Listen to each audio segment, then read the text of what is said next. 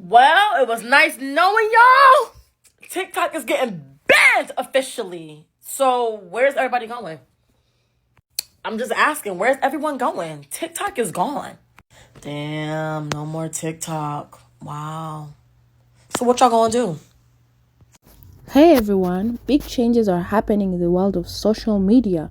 TikTok might be getting banned in the US, and creators are scrambling to figure out their next move. From mass following sprees to migrating to Rednote, I've got all the details and reactions you need to see. So let's begin with the elephant in the room. TikTok is on the verge of being banned in the US, and lawmakers are cracking down, claiming that the app poses a national security threat because of its ties to China. They want ByteDance, TikTok's parent company, to either sell it to an American company or face a total ban. Well, TikTok users and creators are freaking out. I came across some emotional TikTok reactions that perfectly capture the chaos. Take a look at this. This app is so much more than just an app for dumb TikTok dances. So when I hear these elected officials literally mock and make fun of TikTok and its creators, I'm disgusted. The message that I really want to get home to the American government and everybody that is trying to pass this bill is you will be destroying small businesses like us. This is our livelihood. If you pass this bill, you will be destroying the American dream that we really believe in. If TikTok gets banned, I'm not going anywhere else. I deleted Facebook in 2015 for a fucking reason. I hate Instagram. I will not be scrolling on something called Reels. I won't do it. I've got my Kindle gassed up. Just read myself into oblivion. I'm just going to read all the books that the US government banned in schools. Why are so many people upset that the government's going to ban TikTok? Have you been living under a rock? Do you know how big the Protect Our Data from TikTok movement is? All the boycotts, all the marches, all the protests. This movement is so big, it's managed to drown out all the others. The call for ceasefires because 30,000 people have been slaughtered. Protecting women's rights, protecting the LGBTQIA community, stopping gun violence, stopping police brutality, universal health care, basically anything having to do with human rights, okay? And the Protect Our Data from TikTok movement has drowned out all of them. Do you not understand how big this is? Because I think you guys are being a little unappreciative here. Do you know how hard it was for our Congress to do this? That despite being the least productive Congress in our history, okay, in our history, where they can't seem to get anything done because it's so hard, they've managed to come together, right, and fast track this bill and set their differences aside for the sake of humanity.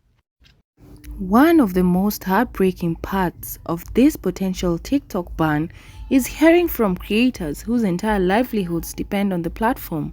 For many of them, TikTok isn't just an app, it's how they pay their bills, support their families, and pursue their dreams.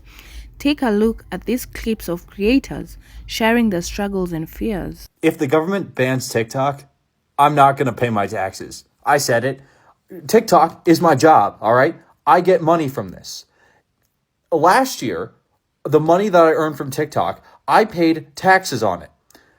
This year, I'm not doing that, all right? If you can't take away my job and then still demand taxes, that's not how this works, all right?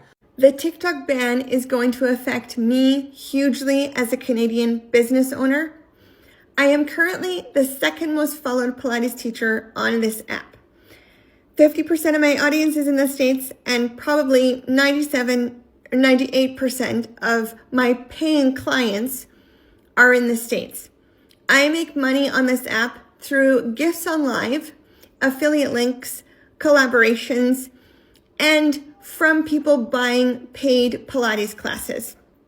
I've never had access to the Creator Fund or TikTok Shop, but this is still going to affect me hugely as a Canadian creator. So I'm a full-time TikToker who just signed a lease on a 3-bedroom apartment in Atlanta, Georgia, and now TikTok's going to be banned and all my income's going to be gone the day after my lease starts. So let's talk about what's going to happen and what's going to happen to a lot of creators who are in a similar position. First, before I talk about my lease, did you know that there are over 7 million US businesses on TikTok and they're going to lose over $300 million in revenue immediately after TikTok is gone? These are your neighbors. These are not influencers. These are not people in LA. These are your neighbors trying to start something. It's clear that this isn't just about entertainment. TikTok has provided a platform for small businesses, independent artists, and influencers to thrive. Losing it could mean starting over from scratch, and for some, that's not an option. In the middle of all this chaos, there's a fascinating trend happening on TikTok: mass following spree. That's right. Users are trying to follow as many people as they can before the app potentially shuts down. The idea was to stay connected and help creators maintain their audience on other platforms. Here's a look at some of the videos I found about this mass following. TikTok's gonna get banned, so let's start a mass following. Basically, just go to the comments, comment hashtag mass following. Not only follow this account, but make sure you guys are following each other's accounts, everyone that comments, and leave a like. Everyone is mass following everyone on TikTok right now, meaning you can be famous today. Noah Glenn Carter has just started a mass following trend. Everybody, even you, is becoming TikTok famous right now. So I started a TikTok mass following movement. This trend is absolutely insane. Comment down below mass following and get involved.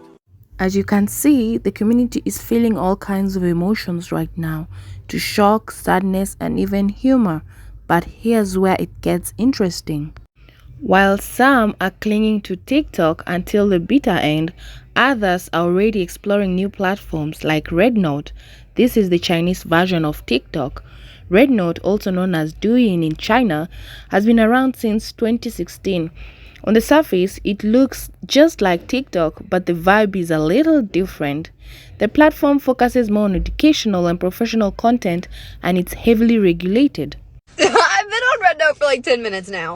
I saw a girl trying to teach us Mandarin, inviting us over. The only thing she says, she's like, I used to live stream on TikTok and I came on RedNote to talk shit about Americans, so now I don't know where to do that. And then I saw another post and it was like, hey, Chinese people, like, how do you feel about all these Americans coming over from TikTok? And they go, in the club, we all fam.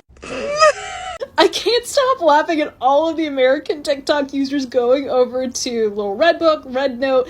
The Chinese pronunciation is Xiaohongshu. I learned that today. I'm so proud. And we're just like, hello, we're TikTok refugees.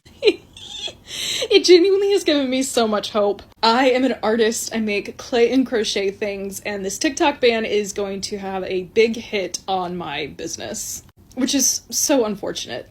It's inspiring to see how resilient creators are, but this shift also raises some questions.